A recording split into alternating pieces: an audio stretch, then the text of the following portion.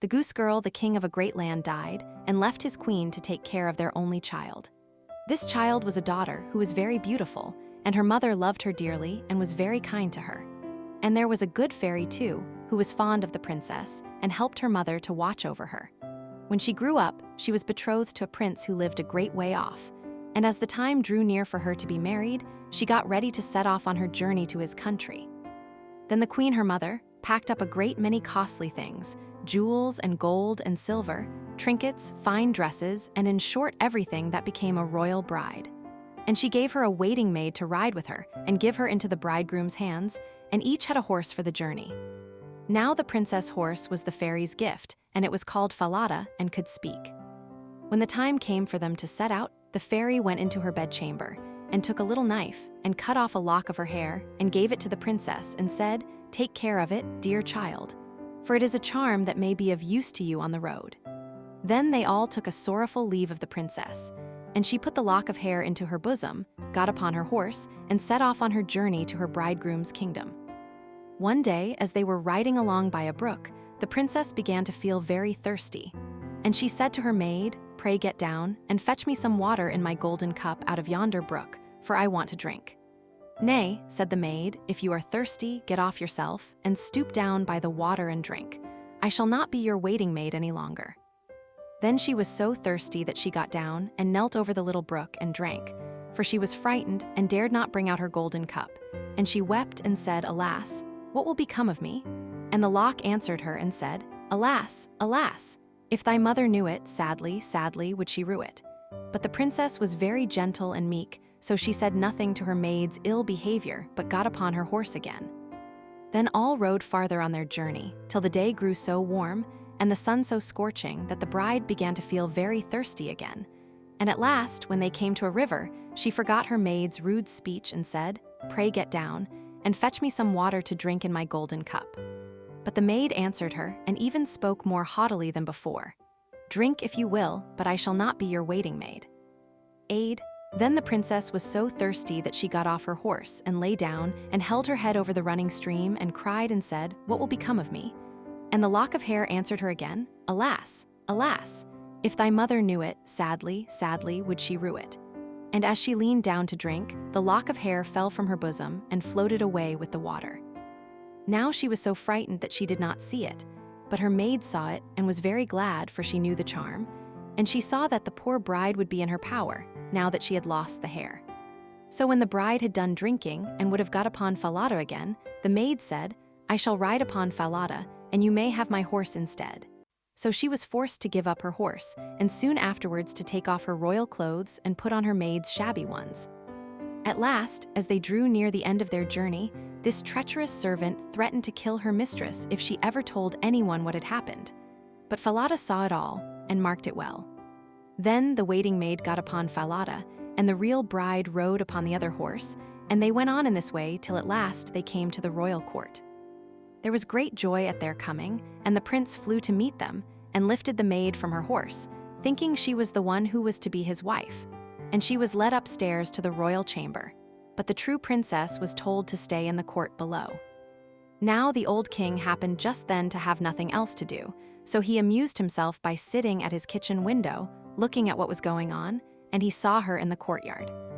As she looked very pretty and too delicate for a waiting maid, he went up into the royal chamber to ask the bride who it was she had brought with her, that was thus left standing in the court below. "I brought her with me for the sake of her company on the road," said she. "Pray give the girl some work to do, that she may not be idle." The old king could not for some time think of any work for her to do, but at last he said, "I have a lad who takes care of my geese. She may go and help him." Now the name of this lad, that the real bride was to help in watching the king's geese, was Curdken. But the false bride said to the prince, "Dear husband, pray do me one piece of kindness." "That I will," said the prince. "In see, then tell one of your slaughterers to cut off the head of the horse I rode upon, for it was very unruly and plagued me sadly on the road." But the truth was, she was very much afraid lest Falada should some day or other speak, and tell all she had done to the princess. She carried her point, and the faithful Falada was killed. But when the true princess heard of it, she wept and begged the man to nail up Falada's head against a large dark gate of the city, through which she had to pass every morning and evening, that there she might still see him sometimes. Then the slaughterer said he would do as she wished, and cut off the head and nailed it up under the dark gate. Early the next morning, as she and Curdken went out through the gate, she said sorrowfully, "Falada, Falada, there thou hangest." And the head answered, "Bride, bride, there thou gangest? Alas, alas, if thy mother knew it, sadly, sadly would she rue it." Then they went out of the city and drove the geese on. And when she came to the meadow, she sat down upon a bank there and let down her waving locks of hair, which were all of pure silver. And when Curdken saw it glitter in the sun, he ran up and would have pulled some of the locks out, but she cried, "Blow, breezes, blow. Let Curdken's hat go. Blow, breezes, blow. Let him after it go.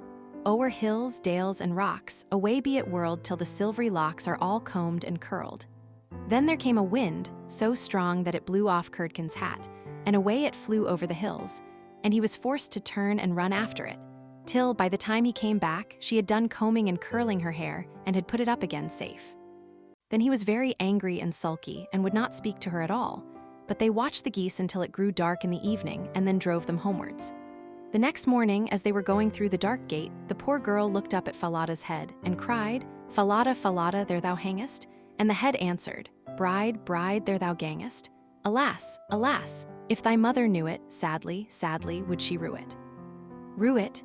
Then she drove on the geese and sat down again in the meadow and began to comb out her hair as before, and Curdken ran up to her and wanted to take hold of it.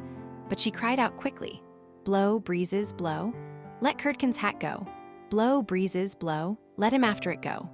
O'er hills, dales, and rocks, away be it whirled till the silvery locks are all combed and curled." Then the wind came and blew away his hat, and off it flew a great way, over the hills and far away, so that he had to run after it. And when he came back, she had bound up her hair again, and all was safe. So they watched the geese till it grew dark. In the evening, after they came home, Curdken went to the old king and said, "I cannot have that strange girl to help me to keep the geese any longer." "Why?" said the king. "Because, instead of doing any good, she does nothing but tease me all day long."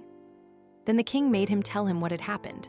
And Curdken said, "When we go in the morning through the dark gate with our flock of geese, she cries and talks with the head of a horse that hangs upon the wall and says, 'Falada, Falada, there thou hangest?' And the head answers, 'Bride, bride, there thou gangest. Alas, alas, if thy mother knew it, sadly, sadly would she rue it.'" And Curdken went on telling the king what had happened upon the meadow where the geese fed, how his hat was blown away, and how he was forced to run after it, and to leave his flock of geese to themselves. But the old king told the boy to go out again the next day, and when morning came, he placed himself behind the dark gate, and heard how she spoke to Falada, and how Falada answered. Then he went into the field and hid himself in a bush by the meadow's side, and he soon saw with his own eyes how they drove the flock of geese, and how, after a little time, she let down her hair that glittered in the sun.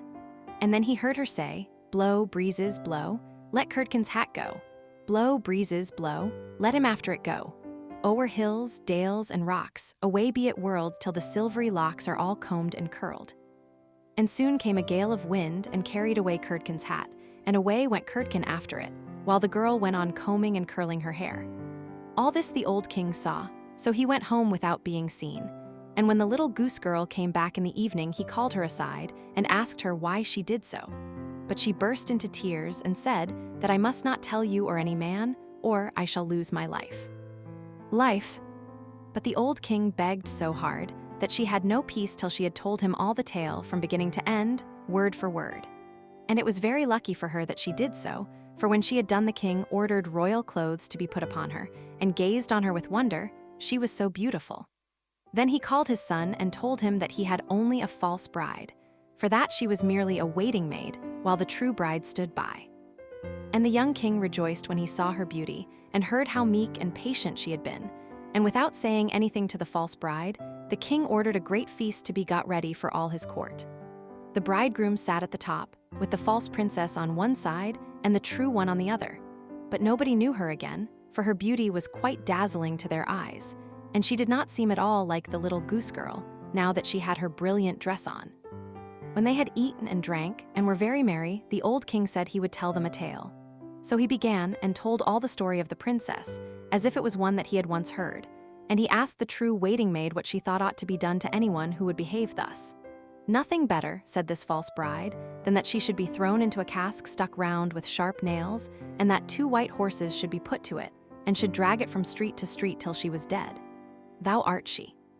Said the old king, "And as thou hast judged thyself, so shall it be done to thee."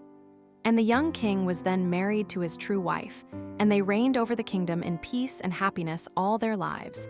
And the good fairy came to see them, and restored the faithful Falada to life again.